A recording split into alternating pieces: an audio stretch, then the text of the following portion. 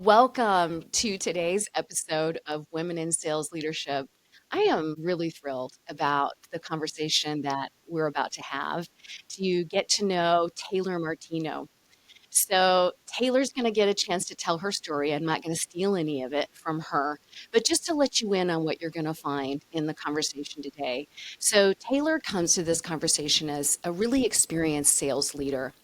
And she's even founded her own coaching practice, which she'll be able to share a little bit more about in a minute. And I think what's really exciting is that Taylor's doing something unique in focusing her efforts on empowering new sales leaders because she's walked several miles in the shoes of what it's like to be new in sales leadership. She's going to share about her journey from first starting out in leadership and navigating a lot of complex things along the way. I expect that you're going to hear things that might make you say, holy smokes, I've been there. And I'm excited for today's episode. So, welcome, Taylor. I'm so glad to have you on the Women in Sales Leadership podcast. Thank you for being here. Thank you, Amy. I'm excited to be here with you. Yeah, thank you. Well, so let's dive right in. I was hoping you could share with our listeners your story. Tell us, you know, whatever you want to share about you. I mean, and it's always fun, I think, to begin at the beginning. Like, where did you grow up? Where did you go to school? Things like that. Yes, I'd love to. My journey really starts, I would say, in London, Ontario, Canada. I am a Canadian, and I started diving at the age of 8 years old, and that really became the foundation for who I am as a person. I joined the national team and really cut my teeth in the perseverance and commitment and competitive phase of who I am through that. I ended up getting a scholarship down to the University of Houston on their diving team, and that's how I ended up here in the US. And right after that, when I had a spinal injury, I got my start in sales. And that's really what set me up on this journey, was having that competitive background to have the confidence and have the commitment to push through with those monthly goals, those quarterly targets, all of that, and worked my way up to sales leadership. Oh my goodness. Wow. So I'm going to back us up just a little bit. So I'm imagining you being an 8-year-old who begins competitive diving. How long did you dive? And I remember seeing that you dived at the collegiate level, you Yeah, said? yeah. At the University of Houston, I went to NCAA's a couple times, so I was an All-American there. The highlights of my diving career, I would say, were really being on Team Canada and getting to represent a country for what you love to do. Is one of my proudest moments for sure. Tell me more about that. What did you study there? What I studied there was business management and marketing. I didn't know I wanted to be in sales, but my parents were both business professionals. They have that background, so just made sense for me to go that way, not really knowing what I wanted to get into in the professional world. Okay, so you're one of the few people I meet who actually ended up in a career similar to what you Yes. studied in school. So you talked about your transition into sales. Let's start there. Let's talk about your journey into sales. Yeah, I think that was a tough transition. So I had just gone through a pretty aggressive spinal injury and really was trying to figure out who I was as a person and how I was going to get to still be me when I couldn't do what I loved anymore. So that's how I found my way into an internship selling. And my first job was really had to grind my teeth to get because I didn't have a professional background in selling. And so that's where I really had to lean on my commitment, my perseverance, all those skills I learned through athletics to land my first sales job selling medical devices. And I ended up switching to SaaS, but getting that first job, cold calling, pounding the phone, closing deals really set me up for success later on in my career. Yeah. Oh my gosh. I remember those days. Yeah, I hope most people start cold calling, doing lead gen. I was doing that too. And oh my God, it was just being in a bullpen with three other people making I don't know how many dials every day in order to just get a meeting for the sales team and feel great about it and just having the fortitude to just pick up the phone over and over again. I mean, it was calling back then. Was Yes. it calling for you, Taylor? Did you Yes. actually pick up the phone and call people? Oh, yes. We were calling, picking up the phone. I was calling doctors' offices. I was calling the users, but we had call numbers. I remember we had to hit like a certain amount of dials and talk time. So you Mm. had to get both of those every single day. And we were just on the phone nonstop. And we did have to actually pick up the phone, which I know we're not doing anymore with all of the AI tools that help us out. Yeah, like an actual phone. Yes. I do recall those days. So you started there, and then talk to me. You had to have a lot of success at that early on because you moved pretty quickly into sales leadership. Share a little bit about that part of your journey. Yeah, my first sales job, I made President's Club within about 8 months. And immediately when I moved from working there, I applied for my next job as an individual contributor. That's the role I applied for. And I ended up not getting it at this company that I worked at. But they said, Taylor, you know what? We don't want you to have this IC role. We need you to manage the team. And for me, I was like, I've never done that before. I don't have any of these qualifications. I didn't even apply for this job, but you see that in me, and I'm always going to rise to that challenge. So I was so excited and so grateful for that opportunity to learn from a company that really believed in me and they took a chance on me. And I think that's something that I've learned to take advantage of. If someone gives you a chance, take it. They obviously see a reason for it. Okay. So I don't know about you, maybe yours was easier, but my first leadership job was really, really tough. Yes, it was hard. There were a lot of learning curves. A lot of people that I managed were significantly older than me. And I was showing up as a young girl who had never done this before, and they knew that. So overcoming some of those mental obstacles was tough, but also the experience of leading and not hitting targets and hitting targets the next month and really having to dive in with my to make them feel confident in me that I could support them. Things that you experimented with, like tried, didn't work, things that worked in that transition of taking over a team that was more senior for you, not just in age, but in experience, right? Yeah, one of my favorite things to do with the team that I learned was to hold deal strategy sessions. And so for us, it was getting everybody in the room, not a pipeline review, but hey, you have these deals. Let's talk about them as a group. What obstacle are you coming up against? Who are you meeting with? Who are other key players in that deal? And they could learn from each other. So it wasn't just me to you, but as a group, how can we learn from this one deal, apply it to that deal? Because they're all similar with their own unique spins on it, but we're all trying to accomplish that same goal. So I did a lot of group training that I think really helped propel the team forward from not just needing to believe in me, but believe in each other. Well, everybody loves a good strategy session. They're one of the more productive things I think you can take the team to do. Talk to me about how you earned the trust of the team. You were new to this company. You didn't know this team. They didn't know you. You hadn't sold there before. What was that like? Yeah, I joined a lot of calls really quickly and asked for help. And I think they connected with that because I would join calls and I'd say the wrong thing. We're all going to say the wrong thing. And luckily, I didn't lose too many deals for them by doing that. But that really allowed them to see me as a person who was trying. Right. So often you work with a leader that's like, oh, I know what's going on. I'm just going to go do my thing. You tell me the deal and we'll carry on. I was in it with them. And I think that made them gain trust in me that they can be like me, right? Because they want to move up too.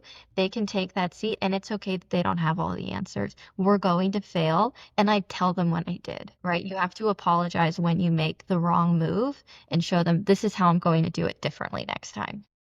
I mean, and it's inevitable, right? I think everybody thinks today you're just going to like show up and be an expert at whatever you're doing. And I don't know about you, Taylor, but when I became a leader, I got zero training. I just was a successful seller, told them that my company at the time, I said, I want to be a leader. Like, I just said it was like, this is what I want.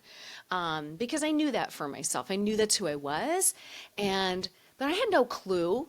I had an MBA, and I thought that because I had an MBA and I'd been selling for, 10 years or it was probably 7 or 8 years at that time, um, that I kind of knew everything. Oh boy. Yeah. Yeah. You learn a That is lot. so common, right? They take the best seller on the floor and they raise them up to a leadership position and say, okay, teach them what you did. But the way I sell is not how Amy you're going to sell, and it's not how people listening are going to sell, and how are you going to meet them where they're at. That's why it's so important to have yourself in the right seat to learn from the right leader, and then you can become that right leader through training. But It's crazy when we're just expected to know how to motivate and inspire and, you know, do pipeline reviews with all of those skills. And that's where I made a lot of mistakes. And I continue to make mistakes in next jobs, right? Where I was also in leadership. So I think having the mentality that I'm going to fail, but I'm going to tell my team when I do. Yeah. Well, here's the thing. That's what learning is. That is what learning is and what growth is. It's for myself. I knew that's who I was, but I had no clue. I had an MBA and I thought that because I had an MBA and I'd been selling for, 10 years or five, it was probably 7 or 8 years at that time, that I kind of knew everything. Oh boy. Yeah. Yeah. You learn a That is lot. common, right? They take the best seller on the floor and they raise them up to a leadership position and say, okay, teach them what you did. But the way I sell is not how, Amy, you're going to sell, and it's not how people listening are going to sell, and how are you going to meet them where they're at. That's why it's so important to have yourself in the right seat, to learn from the right leader, and then you can become that right leader through training. But it's crazy when we're just expected to know how to motivate and inspire and, you know, do pipeline reviews with all of those skills. And that's where I made a lot of mistakes. And I continue to make mistakes in next jobs, right? Where I was also in leadership. So I think having the mentality that I'm going to fail, but I'm going to tell my team when I do. Yeah. Well, here's the thing. That's what learning is. That is what learning is and what growth is. It's uncomfortable. It's putting yourself out there, being willing to throw yourself as you were throwing yourself into these sales Yeah. calls. You're like, I don't know probably didn't know the product very well. You're just like, I'm just going to show up and figure it out, right? Which is 99% of what everybody needs to do on a regular day. And the thing that I would suggest is, if you're not making mistakes, then you're not trying hard enough. You're not pushing yourself hard enough. If you're playing it too safe, I don't know how you can get to achieve big goals with your team, help people dig up, all the beauty and the strength and the gifts that are right inside of them and have them, step into their own power if you don't like set the example of, hey, we're going to try stuff. And it's not always going to work, but we're going to give it a go and we're going to control what we can control, do all the things to prepare for a conversation, a meeting, whatever. But ultimately, at some point, you just got to jump off the board, Yeah. right? You can't stand up there forever thinking about it.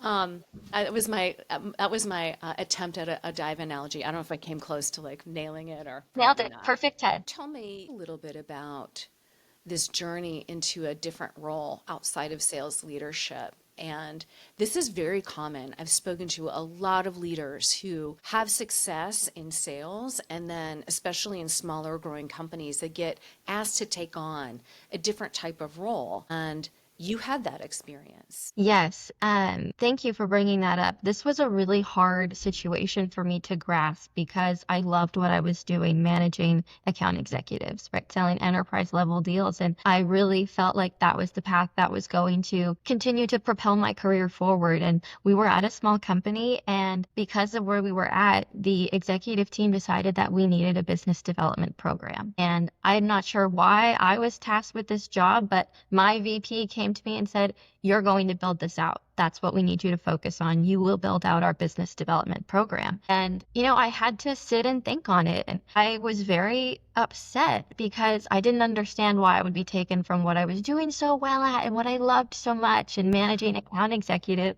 pipelines. I was really thriving in that role. But like I said earlier, if I'm given a challenge, I'm going to take it. And I think that's one of the biggest things people need to do is take the opportunities that are given to them and make the most of it, whatever it is. So we started building out this business development program, and I really leaned on my VP and I leaned on my team and my CEO to figure out what resources we need, what tools we needed. And I had no idea how to start this program. But because I was on the phone with the team, I think they thought I would be able to figure it out. And luckily, I had great resources and we could start hiring people and really valuing the impact that my first two hires would have on the team, right? They were so crucial to setting us up for success, but that success didn't happen right away. I mean, I was meeting with our CEO weekly, talking to him about the results we were producing, and we booked so many meetings, so many. It was like, I think one rep would do like 8 meetings a week. And I was so excited And I remember one meeting with the CEO, he was basically like, Taylor, this is horrible. We're not Oh, getting any revenue. And I was so hurt. It was like so proud going into this meeting. Like, look at the pipeline we built. Look at how many meetings we've done. Like, they are killing it. This is all working so well. And he basically rained all over my parade of like, this isn't what we want at all. We need revenue.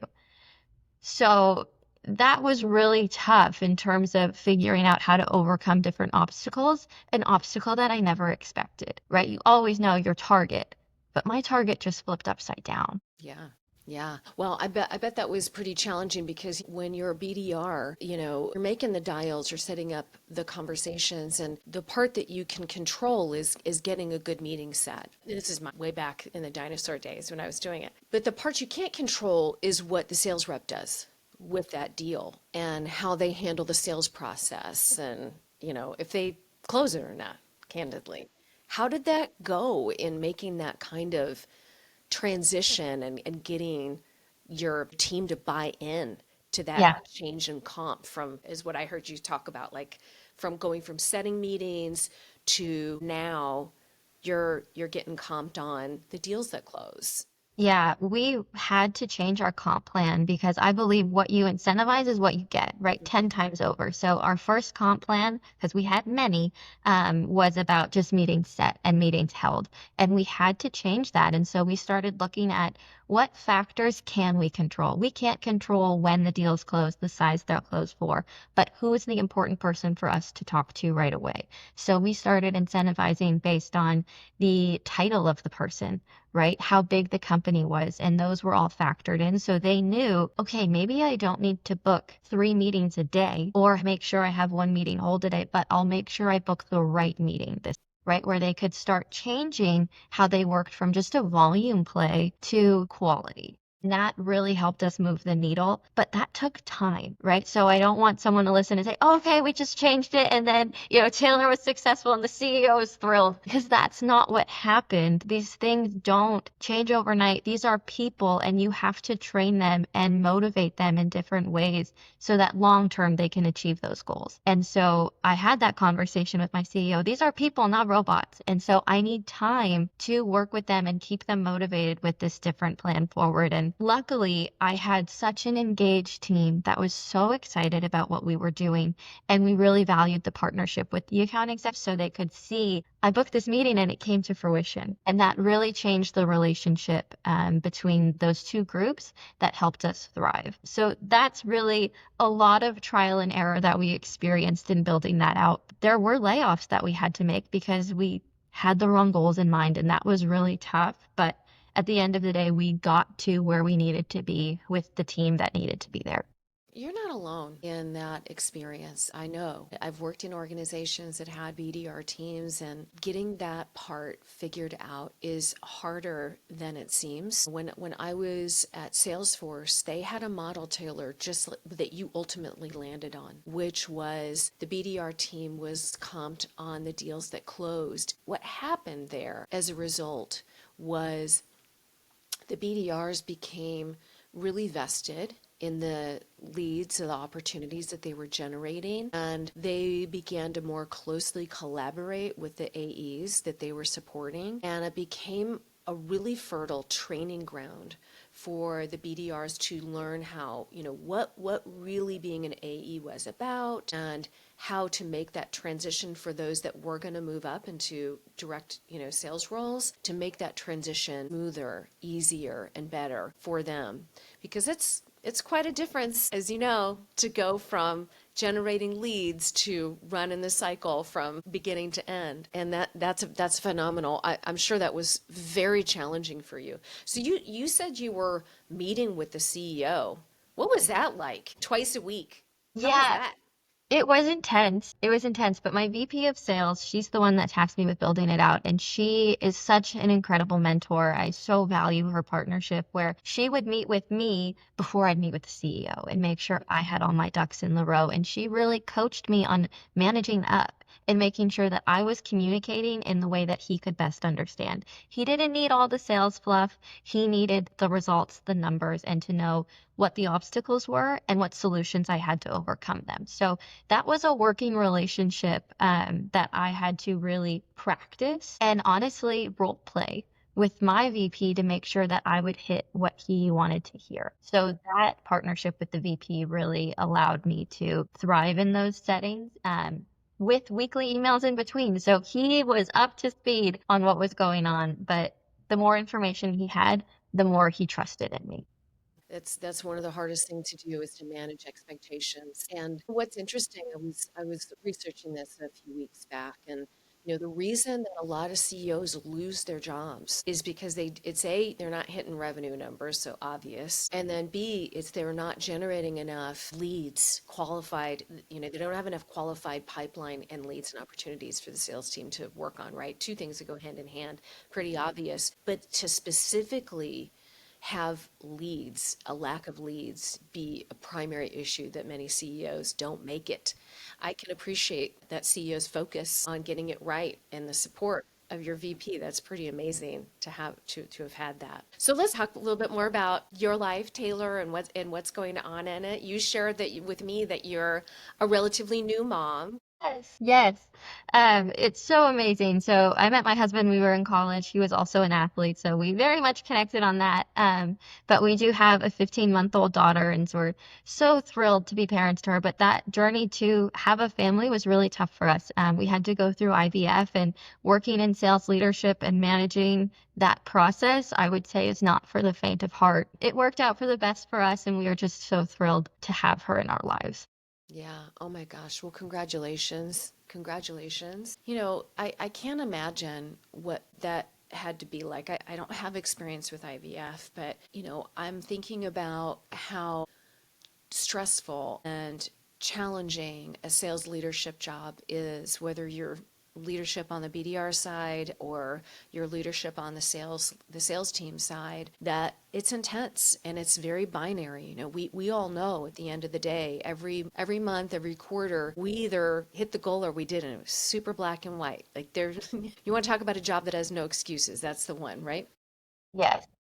That's intense to be going through while you're also going through the journey toward becoming a mother through IVF.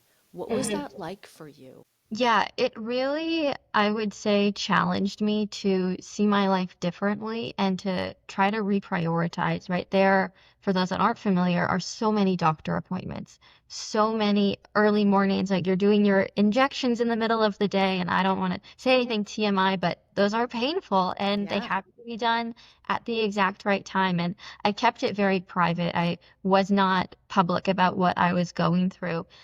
Looking in hindsight, I wish I had told maybe a few people, but I didn't want it to distract from what I was focused on at work or make it look like I wasn't all in on my job, because I was, but I also have these goals outside of work and managing the hormones that come with IVF and making sure that I was still sharp in meetings. It took a big toll on me in my personal life, but it really did allow me to rethink what I was prioritizing and where I put my time so that I could have the energy for the things that needed it. Wow, that was tough. That was really tough. Hearing you describe that makes me think about when, my children are now teenagers. So, but it's interesting. I can recall very clearly what it was like to have young children and babies when I was in sales leadership. I think one of the things that was normal at that time, not okay, but normal, was for, I know I did this and some of the other women around me did too. We really downplayed the fact that we had children. We didn't talk about it. We didn't talk about our kids. We didn't talk about needing to take time off to go to the ballet recital or the whatever little thing they need. Your child is going to be doing these activities and not too far in the future, right? We didn't talk about these things. And in fact, it was almost a pressure to pretend that you didn't have kids. And some of that pressure maybe was real and some of it was imagined. And I think one of the things that plagues a lot of women sales leaders because we are the tip of the spear. We are doing a job that very few people sign up to do, let alone females. There's only 30% of all sales leaders are women. Everybody hears me talk about this all the time, even though we've got 50% of individual contributors are female, which is great, but only 30% of the leaders are women. So we've got, I think there's this tremendous pressure to mask what's really going on and not talk about it. And for me, I wish I'd been more comfortable to share more about what was really going on, or even feeling safe to take an hour off to go Yes. to the teacher conference, or go to the ballet recital that was at 4 o'clock in the afternoon. Right. These things. Right. I will say I was really lucky with that VP I talked about earlier. She Yeah. was so vocal with her family life and what she had going on. And okay, I need to take my daughter to horseback riding. I'm going to be gone for 2 hours. And she really set an example for me of how I need to make sure I'm prioritizing my family because you are you. When you hire someone, you hire the whole person. You don't get to just hire Amy, the seller or the sales leader. You hire Amy is who she is outside of work as well. And so in my leadership role, I really did, after I had my daughter, tell my team, we have a doctor appointment. My daughter's sick. I'm going to be home. I'm working. Call me, but I have this going on.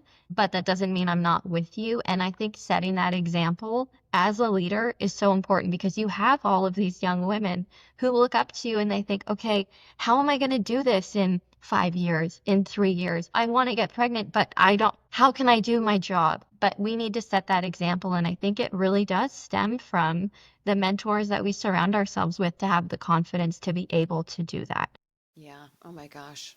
You are so spot on with that. I'm curious, Taylor, so you've left the corporate world and you're now doing something else. You want to share a little bit about that? Yeah, I'm so excited because I'm so passionate about sales leadership and the experience I had becoming a sales leader really changed who I am, right? There are so many failures and so many lessons that people need to learn from. If we can help people, just like you do on this podcast, not make so many mistakes or, handle things differently, that's so important. So right now I'm working with new sales leaders to help them with their mindset, with their resilience, with managing a team and managing the expectations of their executive team, but also of themselves to make sure they're on the right path and they can handle all of that with grace and still have the home life that they want. Well, I could have used you. Uh, I could have used you about 15 years ago. Yeah, yeah, that's phenomenal. So, when you reflect on your leadership career and the things you experienced, what's something that you think about that you think, I wish I would have done this differently, or even like think about, one of the primary pieces of advice that you would give to somebody who is stepping into sales leadership. What would you say? Yeah, I think investing in the team is the most important thing you can do as a leader. Your team is a reflection of who you are as their leader. So if you show up a certain way, your team is going to start showing up that way. And that's either negative or moody, or that's excited, energized, and passionate. And it's your job to set that stage. One of my favorite quotes is, you're either the thermometer or the thermostat. You set the temperature or you just read the room. And it's your job as a leader to be invested in them as whole people so that they are excited about being there at work. That's where we spend 90% of our time with these people. So investing in them early and often is so important. Yeah, I agree fully. I agree fully. Well, my goodness, Taylor, it's been such a pleasure to get to have the time with you today. I'm so grateful. I want to make sure that the listeners know how to get in touch with you. I'll make sure that we share that information in the show notes. So why don't you give that information right now, please? Amazing. Yes, just connect with me on LinkedIn. This has been a really wonderful conversation with you, Amy. But if anybody wants to continue that conversation, just connect with me on LinkedIn, shoot me a DM, and we can continue talking. But I've had so much fun talking about leadership, and that's what you'll find all over my LinkedIn. Love it. I love it so much. Taylor, what a pleasure. Thank you, Taylor Martino, in case you're looking for her on LinkedIn. Uh, Sorry. You'll find her there. Yeah, that's okay. I'm sure you'll find her there. And thank you so much for sharing in the conversation today. I hope everybody has a wonderful day. And remember, you're powerful, you're strong, and you're stronger than you think you are.